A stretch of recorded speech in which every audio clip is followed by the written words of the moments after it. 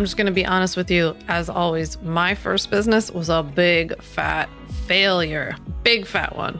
Failure. Epic mess. Whatever you want to call it. It was a disaster. And I'll tell you a little bit more about that and how we can learn from it in a sec. Until then, welcome to On Your Terms. I'm your host, Sam Vander, Wielen, an attorney turned entrepreneur who helps online coaches and service providers legally protect and grow their online businesses using my DIY legal templates and the ultimate bundle. So each week I bring you legal tips, but I also share behind the scenes of growing a business and helping you learn how to grow a business on your terms. So if you're new here, welcome. I always start off by doing a little bit of a coffee talk segment about what's going on over here behind the scenes. So right now in real life, I am deep in planning mode for a promotion that'll be going on from the end of January to the almost to the end of February, actually. And you'll be hearing all about it right now, but nobody knows about it right now as I'm recording this. So it's one of those situations where we're really heavy into planning and doing all the social media marketing and all the strategy and the emails and all the tech stuff that has to get set up and setting up all the webinars and just doing all this stuff behind the scenes. And it's kind of funny because it always feels like a secret wedding because you're like preparing to do all these things, but nobody knows about it yet. And then we just kind of make an announcement and the doors open. And, I've only ever run my free live workshop twice live, and it got, thousands and thousands of people sign up each time. So it's kind of cool. It feels like we're planning a little secret wedding, but it's always funny to me because when we do open the doors, I think people don't even realize how much goes into it. It's so wild. If you ever want to hear the behind the scenes kind of breakdown on how I run live promos, I only ever started them last January, actually. So it's been about a year. Before that, for the 4 years in business before that, I never did any live webinars. I never did any live promotions, anything like that. So now I've had a lot of experience doing them. They're a lot of fun. I've learned a lot about them. I've shared on the podcast about that before, but I'd be happy to do an in-depth one. The other thing I've been working on a lot behind the scenes is developing a YouTube channel again. So I started a YouTube channel a while back and just didn't have the bandwidth or the team, frankly, to support me in consistently developing the kind of content that I wanted to develop. Not to say that you need a whole team of people, in order to produce those, but for the kinds of videos that I want to do where, I really do have to do my research and an outline when I'm giving people legal tips, or something like this. It's very content heavy. So there's a lot of prep that I have to do. My business isn't in a place anymore where I can be the person who, conceptualizes, outlines, records, uploads, edits, and then markets and all that kind of stuff because there's just too much, I'm being pulled in so many different directions these days. So I waited until I, had the resources in order to have some help with this. And that's been amazing and been very, very helpful. And it's just with where I'm at in business, it literally just wouldn't get done otherwise, So that's kind of what's going on around here. If you're on YouTube, go check me out at Sam Vander Wielen on YouTube. I've been posting completely separate and native trainings to YouTube. So if you're over there, come and say hi. I would love to see you. Okay. And with that, I want to get to the review of the week. In case you're new around here, every single week, I give a shout out to a listener for leaving a review on Apple Podcasts. So this week's reviewer is Raina Krapp. Raina left a review on Apple Podcasts saying she first stumbled upon Sam through an Instagram ad. I was impressed by the down-to-earth ad copy and very quickly decided to buy her course. She means the ultimate bundle. From there, I found myself on the receiving end of her emails, which again were so refreshing. I love how transparent she was in what they were, and I found myself smiling when I read them. From there, I ended up on her podcast, subscribing and listening regularly. The first episode I listened to was her planning one for 2022. Game changer. I've already seen an increase in sales, which I attribute to the tips I received in that podcast. I tend to have a million ideas and love following them all, but with her free planner, I decided to focus on just one area this quarter, and it's already paid off in dividends. So thank you so much, Raina, for leaving a review on Apple Podcasts. I also want to invite you to leave a review on Apple Podcasts for my show On Your Terms, and you'll be entered to win a $25 Starbucks gift card. All you have to do is leave a review on Apple, listen to the podcast because I'll announce a winner each month at the last episode of each month. So be sure to submit your review now. You might even get a shout out on a future episode and across social media. So head on over to Apple Podcasts and leave a review. All right, let's get into this week's episode about 10 reasons why my first business failed. So it was a totally different business. I wanted to talk with you this week about business setbacks, failure, overcoming, why some experiences happen to us, because I think we hear a lot about people's success, especially in online business, but we don't often hear about any setbacks or challenges that they've had. A lot of times I feel like people leave out the gaps when they tell you about, like, they don't contextualize, their success, right? So they'll tell you that they've had all the success, but maybe they don't tell you that they had a failed business, or they ran that course 5 times and it failed, or no one showed up, to their webinar until they finally got to the place where they understood how to better run webinars or something like that. Or they maybe don't talk about like educational experience or certain privileges they've had, or family experience and access. And I just always find it really important to be, completely transparent and share what I've gone through and then how that's actually helped. I want you to realize like every experience you have is a valuable one that can build upon each other and can actually be useful in the future. And I definitely don't want you to feel alone if something that you're doing now is not working, or you're beating yourself up for maybe something you've done in the past that hasn't worked. So I think it's really important. I think it's also important because we hear a lot of people share about how like their business skyrocketed to success, right? Like how they had a really quick climb. And first of all, I always laugh when people say that to me, because I'm like, I hope you know that I've been in business for like now 5 years in the legal business, but that I had this other first business, right? So like it was by no means, to me, that is not like an overnight success. It's a lot of time and energy and money. But also I have had a lot of experiences that didn't go so well, right? So I think we just hear about, for whatever reason, like this person was able to go from nothing to creating a 7-figure business in 1 year. And it's like, yeah, but they had 2 businesses before that were like a flop or weren't that great, right? And we also see, as you know, as I mentioned a lot, we see people with very little to no experience touting how much money they're making. And money is often the only focus that you're really ever hearing about, right? And they, it might be true that they are making a lot of money. It might also not be true. Different podcasts for a different day. But if, let's say they are, that's not the only part of the story, right? That this person might be making a lot of money, but not delivering great results, or might not be experiencing a lot of like happiness in their life. Ultimately, it doesn't even matter what they're doing. It doesn't matter how much money other people are making or how much success they're touting on Instagram. What really matters is whatever your version of that is, and whether or not you're building the kind of business that's going to allow you to have that kind of success. Your success might look different than their success, right? And that's totally fine. I also just think that if we don't learn from our quote unquote failures, as usual, as I say often on this podcast, let's just all like put air quotes around failure every time I say it. Because like every time I say failure, I mean like something that didn't go as we hoped, right? Something that felt like a learning experience or some sort of feedback, some life feedback. But let's just say if we don't learn from our failures, then we've really missed an opportunity, in my opinion.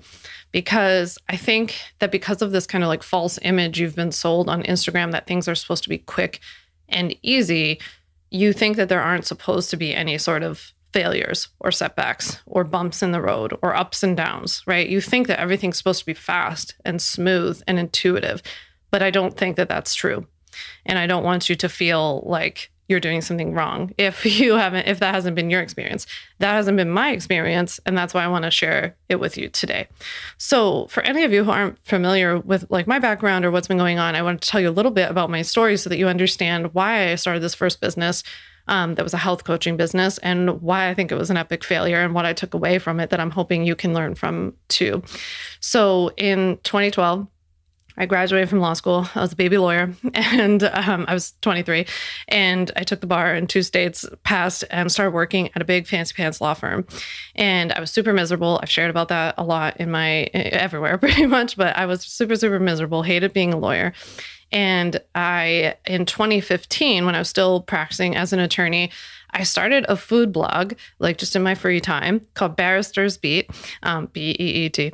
And I thought that this would give me some sort of outlet to creating, some content and developing my passion for cooking and food, right? That is like, if you know me, my literal ultimate passion. The thing I would do all day long is like cook, talk about food, travel to go eat food, just read about food. I just am obsessed with cooking.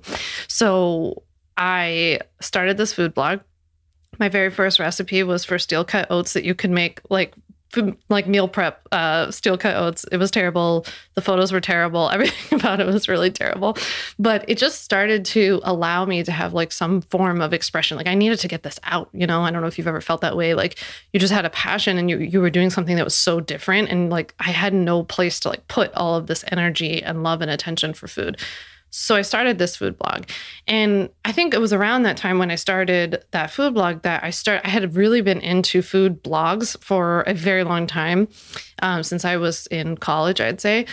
But when in 2015, when I started my own food blog, terribly, talk about another thing that failed, I really fell into this like health coaching world, right? Because I didn't even know that existed. I didn't know what a coach was.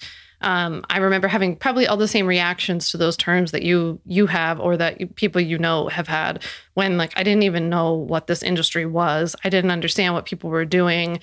And I remember, much to like my kind of surprise and delight of finding like this entire marketplace of people on Instagram, right? Finding like, wow, there are like all of these people doing this kind of work. And like, there are people out there who are doing this for a living. And I just needed that first little nudge from the universe to even allow me to see what was possible.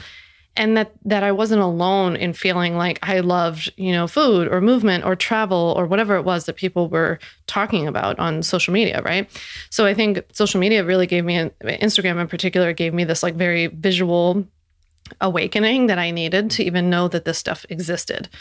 And I started seeing, that there were other people who had been leaving their jobs, leaving corporate, doing all of these things. I met and reached out to my friend Simi Bodich, who I've talked about on the podcast many times. And she was a lawyer who left and became a health coach. And I reached out to her and we became friends. And I just started to get some of those anchors that I really needed in my life to be exposed to what the options even were, right? So as I was working on my baby food blog that was terrible, I signed up for and took a certification program for health coaches because I kind of wanted to see more about what like coaching exactly was about, really get to know better the scope of practice. As a lawyer, I knew like, okay, I know that I can't talk about certain things in certain ways, but I want to see like, what can a health coach do? How are they working with people? I remember having all the same questions that you probably had in the beginning, which is like, wait, so I just like meet people on Zoom and we just talk, like, that's it. So I wanted to learn a lot more about that. And I had grown up in a very, very health focused household. My mom is an integrative physician. So she went to med school when I was a baby. So like from the literal time of diapers, I've been talking about this kind of stuff. And so this was always on my mind, very much a focus of my life. My mom was obsessed with how, food was medicine, all of these things. So I just like dove into this certification program and I really, really loved it. So I started that business on the side while I was still practicing law. And in 2016, actually on August 19th, 2016, I walked out of the law firm doors for the last time. So I left and I worked on my health coaching business. I had gotten a lot of that stuff, like all the stuff that I teach you all to do. So the registration, the website, the policies, all the contracts, I had gotten all that done. I had started to work on some marketing. I even started to get a couple of clients, all from like people I knew in real life and word of mouth and just some in-person networking at that point, nothing online. And I left on that August 19th, 2016. I walked out and I went all in on this health coaching business.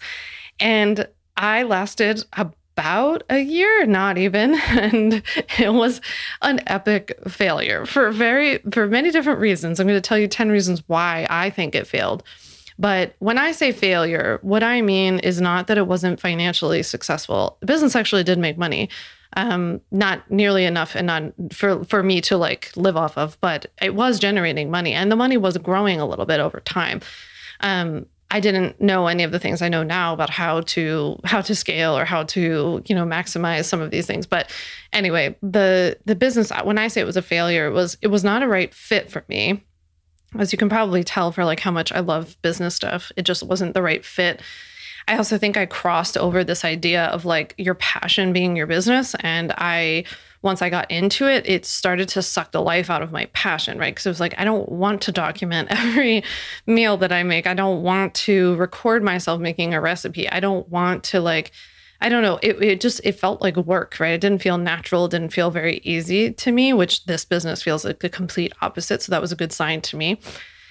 And I think it was a failure in the sense that I couldn't make it sustainable, like long term. And everything just didn't feel natural. Clients would cancel, a lot of the same things that actually that happened to you, because I know because you share with me that, people would sign up for a 6-month package and then 2 or 3 months in say, I'm good, thanks. Like you can just cancel the rest of my payments. I had somebody buy like a package for his wife one time. And then he told me that once he told his wife about the coaching package that he bought for her, she was like, no, thanks. And he asked for a refund. And I remember this one day where like a bunch of stuff like that happened back to back to back. Like someone canceled, somebody asked for a refund. And I think I had like a really bad client session, like one of those client sessions where I felt like I was pulling teeth. The person I was on the phone with just like was only answering in yes or no questions. And it was just impossible. And I was just like, what am I doing? I'm so bad at this. This doesn't feel natural. Like it just didn't feel right? I didn't feel like that's where my power, my strength really was. And something felt off. Around that same time, people kept reaching out to me and saying, hey, I know you're doing like health coaching stuff now, but I know you also used to be a lawyer. So, what's the deal with this LLC thing? And like, what do I need for my website policies? And how do I handle this copycat? Like people were asking me all these legal questions. And I started to notice something very interesting, which was that I was having those kind of miserable moments as a health coach, not loving my sessions, not loving the marketing, not really feeling like showing up. And then when people would reach out to me about this other, business, legal stuff, I would get really excited because I felt really useful, right? Like I felt like what I was telling them was actually making a difference, and that it was like overwhelmingly helpful because people would just be like, wow, I've been like trying to figure that out for like a week. And you just explained to me in like 30 seconds what I needed to know. And I would be like, oh, cool. Like that. I mean, this stuff's all like, buried in the back of my head. I'm a lawyer, right? I know I can help you with this. And I know that like for me and my personality, it feels really nice to feel helpful. I'm sure that's for you too. I think everybody wants to feel helpful and needed and seen and all of these kinds of things. So I think that was like the little light bulb moment that I needed to turn off the health coaching business and give this legal thing a go. So I want to share with you 10 reasons why I think that health coaching business was such a failure, and kind of on the other side of the coin, why the legal business has been literally the complete opposite. Not that things have always been easy and super fast and successful, but this has gone completely differently for me. So the first reason why I think that my first business failed, and something I really want to caution, and all of these things are things I want to caution you against or help you to shift through. The first thing is that I tried to be like everyone else, right? So I think it's very natural when you're coming into a new like field, new world, right? Just like I was explaining to you, like I didn't even know health coaching existed. I didn't know like this whole like online coaching, online business world existed. It was so new to me that what I did, I think subconsciously, was just say, okay, here are all these people who look quote unquote successful, and therefore I'll just do whatever they're doing, right? If I just mimic them, and I don't mean in a copying way, obviously I was still a lawyer and I knew not to copy anybody, but I just meant like, okay, she's a health coach and she talks about X, Y, and Z. She offers private coaching, a group program, and a course. Okay, so I'll create private coaching, a group program, and a course. Like it was just like the structure and the way that people were working with people. I figured, okay, if I do it like that, then I will automatically be successful. Funny enough, I feel like now I see this with people doing this to me in like the legal space, that, whenever I've been copied, or like I see, people will often write to me telling me, hey, so-and-so who's like a legal templates person, she's copying off of you, or she's using this, or she's like offering the same product, whatever. So people will reach out to us all the time, and, we go and look at it, we investigate it. And it's funny. It's like, it's the same thing. It's just that they're trying, I think what they do is they look at other people's businesses and they're like, oh, that's like the way that Sam's offering these things, like that's the structure. And so I should just like offer it like that because she seems successful. And, I think we often base this off of a lot of external things like how many followers people have, or if, people talk about how much money they make or whatever. And so we kind of just like assume that they are successful. And then we try to be like that. The thing that I really want to caution you against is not only, is this a bad strategy, but like the fact that we think that the way someone else is running their business is the standard or the structure that we need, I think sets us up for some failure in the sense that we can't really stand out or be different. And particularly when we think that like our fields are overcrowded, that there are so many other people doing what we do, it's even more important that you do things in a way that is not only best for you, but maybe that's a bit innovative, right? And I think that's what went like really differently for me when I started the legal business, was that I looked around, there were way fewer people doing it then. And I was like, this doesn't really speak to me. Like for whatever reason, like there was something about like the vibe or the way something was offered, or even like the branding and the type of person, the niche. And I saw holes and I plugged them, right? I tried to be different. I tried to plug the differences instead of trying to copy and mimic the things that were already being done, right? So there's only so much we can do about like creating contracts and things like this, but like there are minor differences that can make a big impact, like the way that you offer something, the level of support, the level of access, the vibe, the community you create. There are differences that you can create. So I would, remind you gently not to treat the way that you might see other people in your industry doing something and working with people as like the way to work with people. It's just a way. And you can do things differently. You can offer programs differently. You can create something that no one's ever even done before, right? In fact, I think that's a great way to stand out.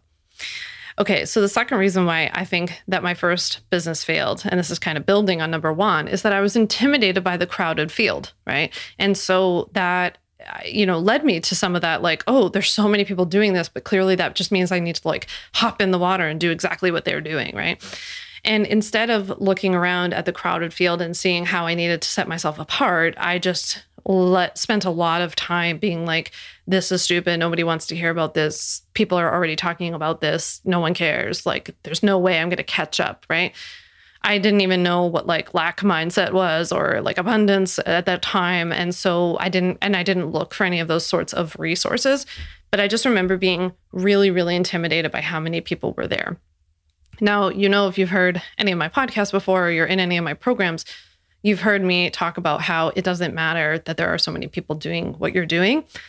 A fast track to making sure that you blend in with the crowd is trying to be like everybody else. But if you actually lean into whatever makes you uniquely you, then I think you will be able to stand out no matter how many other people are doing what you're doing, right? So for me, for example, like when I started the legal business, I was like, part of why I wanted to, going back to number one, is like, I wanted to be different, right? I wanted to just be me. I wasn't like intentionally trying to be like wacky and unique, but it's like, I just didn't see anybody that kind of would have spoken to me if I were you. And I thought, I want to be like the cozy, chill lawyer, right? Like the not the fear-driven one, not the one that's like, you're going to get sued and you're going to lose everything. Like I wanted to be the entire business to be based off of you sitting down at a coffee shop, having coffee with me and just being like, hey, Sam, so like, what's the deal with an LLC? Do I need one? Right? That is like the literal scenario and conversation I have in my mind to this day, 5-6 years later, of creating every piece of content. It's just like, I just want this to be like friends that are having coffee. Right.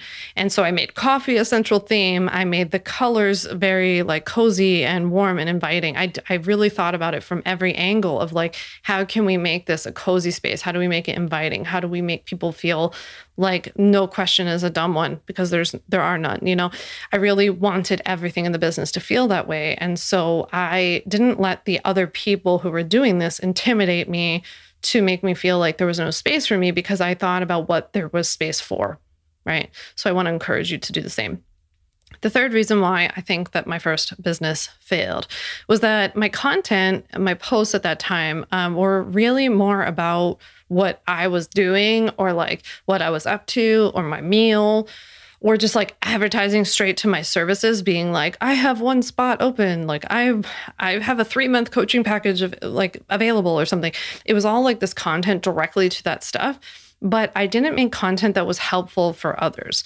Now, you have to remember when I started my business, the social media landscape looked very, very different. So there were no reels. People didn't create like infographics. Instagram was very much still just like sharing photos, and they were like highly filtered and edited and all that kind of stuff. But none of the stuff that we're doing now on Instagram was happening then. But if I were you, I just want to make this helpful for you.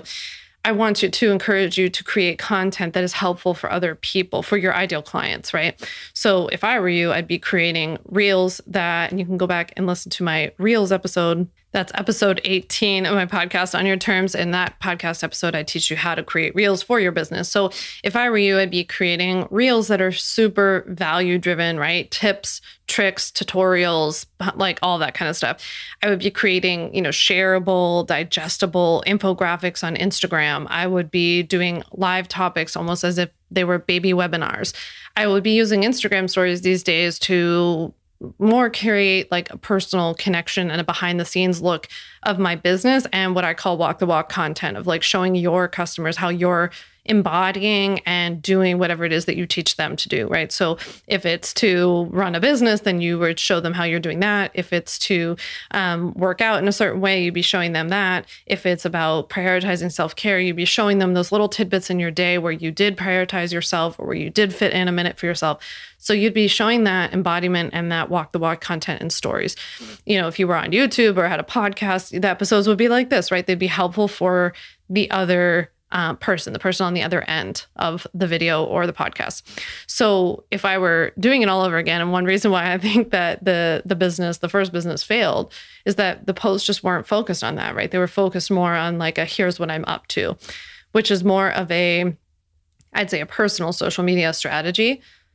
And I think it takes time in the beginning to just learn how to show that content, because that content is still helpful, right? Like you'll see me share on stories or something about like making coffee in the morning or taking Hudson for a walk or like whatever I'm up to behind the scenes, but turning that into a story about like what I'm up to and how that relates to you and what I do, whether it's that the business gives me time and freedom, whether this is the place where I go to get creative so that I can think of podcast episodes like this, that kind of stuff. So it takes time. I think it's like a muscle that we strengthen over time to learn how to convert all of these things that we're doing into how that's helpful for other people. And you'll learn that with time, the more and more you spend time with customers, especially.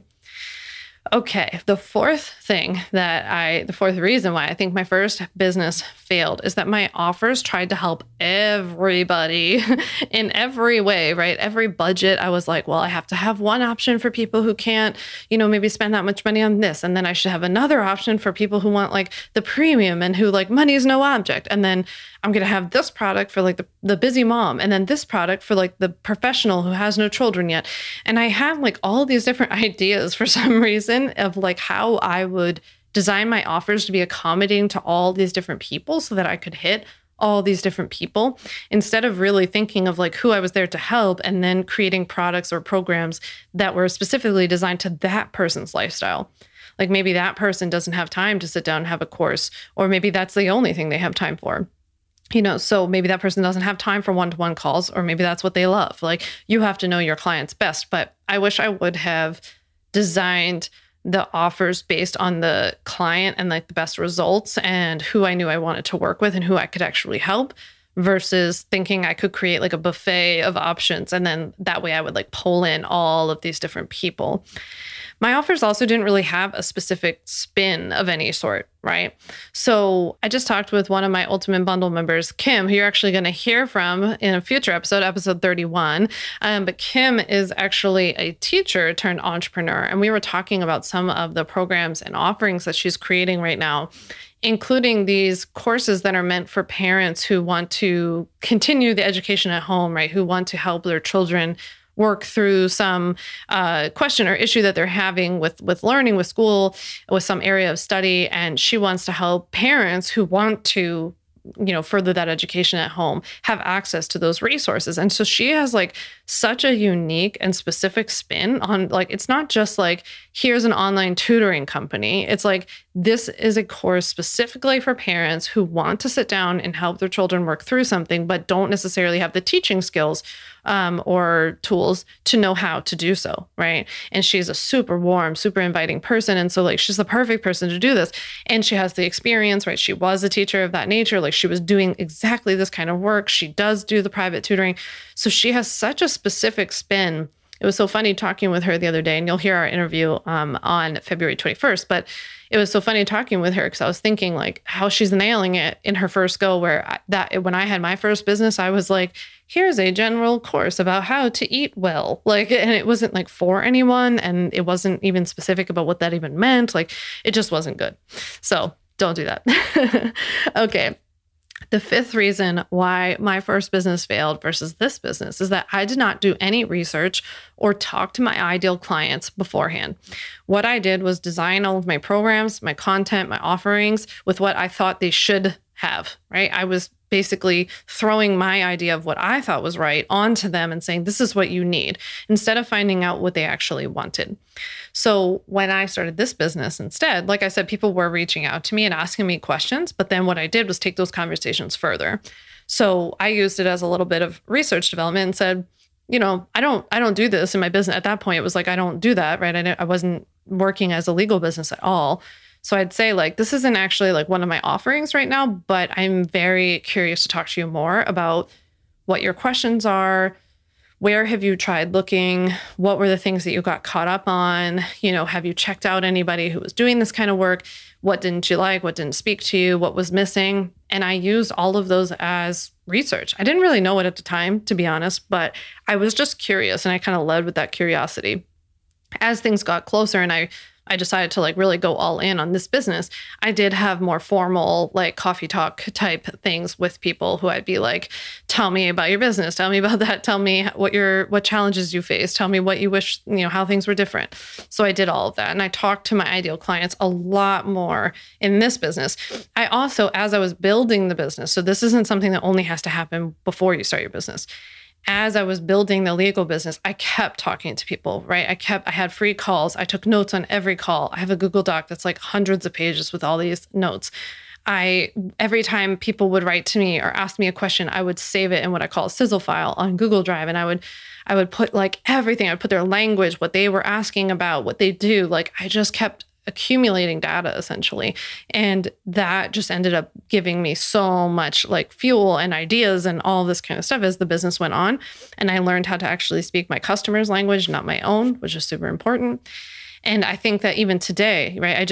On Friday, I just interviewed 3 of my Ultimate Bundle members. Like I haven't done that in a while now. And it was so helpful to me to hear about what was going on in their lives and their businesses before they got the bundle, what the bundle was able to help them achieve, all of that stuff. It was so helpful to me. You can't undervalue the like just the impact that just simple conversations like that can have on you and your business.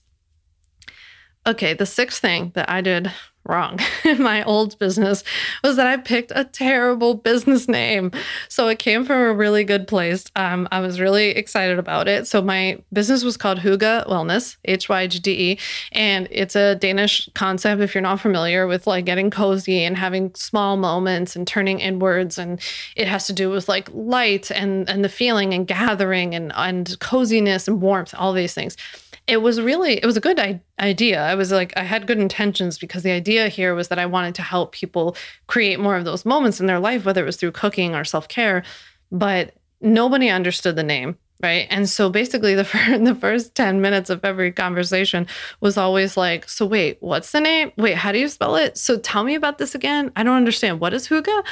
And it was funny because after I started the business, after I shut it down, all of a sudden Hygge took off and became this like international phenomenon. But I still don't think that it was a good idea because first of all, it ended up being very annoying and frustrating. it's very difficult for people to find. They couldn't find the website. I didn't have any traction yet. So if you type in my name now with the wrong spelling, like it'll pull up my website because I've written enough somewhere that it'll pull up something, right? But back then it was like I had no traction. So nothing would come up, right? So that was part of why it wasn't a good idea. The other thing I realized was that, I didn't really think about the fact that when we create these kinds of brands, they really are personal brands in a sense that we have to be the face in the forefront. And so I hadn't really thought about do I want a company where do I have this idea that I'm going to be running large group programs? I'm going to hire other coaches or do something like that where then I could see it being helpful. I don't think your business always has to be named after you. Don't get me wrong. But definitely something that would be easier to understand, maybe connote that it's a bit more of a personal brand and not Huga Wellness almost sounds like a spa to me, like somewhere that you would go, like a physical location. So I just would have thought about it a bit differently. And again, not that you have to name it after yourself, but that's just something to consider, especially if you ever want to change your business name or the type of business you're doing in the future. The seventh reason why I think that my first business failed is that I didn't want to create the value pack content that the business really needed in order to be helpful to other people and to speak to my ideal client. And I think that was a really good way to see that I wasn't really that into it, right? It was more of my passion versus what I wanted to do for a living. So when I started the health coaching business and I wanted to teach people how to cook, the obvious type of content that I should have been doing was cooking tutorials, cooking tips, cooking demos, having little lists of things and grocery lists and shopping guides and, what people do now where they go to Trader Joe's and they show you the top 10 things to get at Trader Joe's right now or top 10 recommendations of things at Costco and all that kind of content, the content that I love consuming now, right? I watch all those videos. I'm a sucker for any of those reels at Costco showing me what to buy. But that was not what I wanted to do. Whenever it came time to actually do it, I'd be I just want to cook. I don't want to film it. I don't want to be on. This is my downtime, right? I feel I have to be on to go on Instagram stories and do this and that and the other thing, but I just want to cook. I want to be in my PJs. I want to have my hair up. I don't really care, I feel that was just a really good sign that that's not exactly what I wanted to do because I didn't have the fire to put in the effort. Right. And it might be also that if you're feeling this in any way in your business, it's not always that you're need to completely change the type of business you have, but maybe it's even the way that you're presenting the information. I'm a big believer in showing up on social media on the platform that you really like, because wherever you really like it, you're going to show up more and you're going to show up better. So if you really love podcasting, for example, and you just feel you're in your element, people are going to get the best content from you there. Right. So it doesn't always have to be that you have to switch businesses, but it could be in that you're trying to force yourself into one way of marketing your business, one platform that just doesn't feel as comfortable to you. At the same time, I'm going to challenge you a little bit to try to differentiate between maybe some fear you have about something versus truly not feeling it's in your heart to do it, right? So for example, if you're just afraid of being on video because you're afraid of how people will perceive you and judge you and what they'll think of you or getting a nasty comment or the way you look or sound or whatever on stories, on reels, on video, that's not the reason to be oh, I'll do a podcast so I can hide, right? In those cases, we have to work on that. And I do think that we have to put ourselves out there, right? That's not the reason to run away. And the truth is, even if you start something like a podcast, you're going to have to be on Instagram stories telling people about it. No one's going to listen to it if you're not marketing it. So you're going to have to market it in other ways. And people are going to build very intimate connections with you if they see you somewhere on video, hear your voice somewhere. Those kinds of connections are going to go a lot faster and better if we allow people in that way versus just writing, just showing static pictures or something like that. So you have to find what your comfort level is. I would just encourage you to not make it a fear-driven decision. I would encourage you to make it an empowered decision because it works best for you or best for your clients. The eighth reason why my first business didn't go so hot was that I did not get any help or support. I just consumed. Content. I consumed other people's ideas. I consumed the concept of how to run a coaching business. But I never signed up for any sort of coaching program or anything like that. I was terrified to invest in myself. I was terrified to invest in the business, right? And I definitely at that time related to a lot of what you will share with me is that like, I don't want to invest in anything until I make money. And I think a lot of that came from this, like, I don't want to invest in something until I make sure that this thing's going to work. I think that's basically what I was telling myself. Now looking back on it, I think that it does take a little bit to learn and to move forward. Again, that this has to be balanced. I'm going to talk about this actually in next week's episode 30, about balancing investments versus like not just doing all this, like buying all these courses and programs and thinking that the next coach's course is going to be the thing that's going to help you finally be successful. It's a balance though. I think actually being in like a group program environment could have really helped me at that time, because I really needed to have probably a space to bounce ideas off of, a place to talk with other people who were going for like the same thing, and really having some feedback on the way that I was marketing my business, learning more about marketing, learning more about social media strategy. I think that kind of stuff would have been very helpful to me at the time, but I didn't do any of that because I was so terrified to invest in myself. And that was definitely a mistake. The 9th reason why I think that my first business didn't work is that I quit pretty early. So I think that this comes down to realistic expectations versus why I was able to like build so quickly not so quickly, but much quicker in the legal business. I think that going into it, I definitely fell victim to that, the content that I was being served on Instagram about how quickly everybody else was doing it and how easy it was for everyone else, and how, 10,000 a month's like the new standard, now 50,000 a month's the new standard. And it just kept going up. I remember when I was like a young entrepreneur, and I remember just thinking like, if I tried a little bit and that's not like, I didn't just start making $10,000 a month, or like clients weren't just banging down my door, then I just thought, well, this isn't working. And I didn't stick with it. Now, hear me loud and clear. If health coaching was my passion, if what I was talking about and teaching people and helping people with at that time was my passion, then my mistake was quitting early. I think this was, in fact, a very good thing that ended up happening with me, is that it didn't work, and that caused me to look elsewhere. And it also just didn't feel like my passion. And I just so happened to kind of like cross through and find something that was, right, that really spoke to me. And I'll talk about that in a sec. But I think I don't want you to quit early on the one hand if what you are building right now is your passion. I just want you to have realistic expectations, right? And you need somebody who's in your ear telling you like, it's not normal to make $5,000, $10,000 a month for the first year, 2 years, like however long it takes you, it doesn't matter. That's not normal. That is not everybody's story. And I don't care if that's Becky's story and she's like the one person that's done it. That does not mean that you are failing because you haven't reached that goal yet. It doesn't mean that you're failing if your business isn't growing month over month. That's not normal. These things that you're hearing on Instagram just are not normal. These are not standards that like you're not living up to. They're just not standards, period. So I don't want you to quit early if this is really what you love. There might be a way you can retool this. It might be learning more about marketing. It might be learning more about your copywriting. It might be in, getting a little branding refresh and getting better idea of like your ideal client and actually talking to your clients more, stuff like that, right? There might be some simple fixes. Your offers might need a tweak here or there. You might need a new freebie. So there might be some things you can do. If you don't, though, feel like whatever you're doing is the thing that you really meant to do, I would encourage you to start exploring, right? You can do what I did, where I was still running the health coaching business. And then I had like one foot out the door trying to figure out this legal thing. And once I got that established, I made the jump. I shut down the health coaching business and I made the jump pretty fast because I was excited and I knew I felt like it was going to work. So I think that, when somebody says to me like, oh, you were able, like your legal business really exploded. It's like going back to what I was talking about at the beginning of this episode. That's somebody who maybe doesn't know that what I've just told you, like that I had a year plus of experience under my belt in online business where things were not going well. Things were failing, right? I was spending more than I was making. And so by the time I got into my legal business, I had very little money. I had very little time on my end left to like figure this whole entrepreneurship thing happen. If it wasn't going to happen, then I was going to need to, get a job outside of online business to support myself, which is totally fine. And I think actually that more people should do that, so it doesn't put so much pressure on having to build an online business so quickly.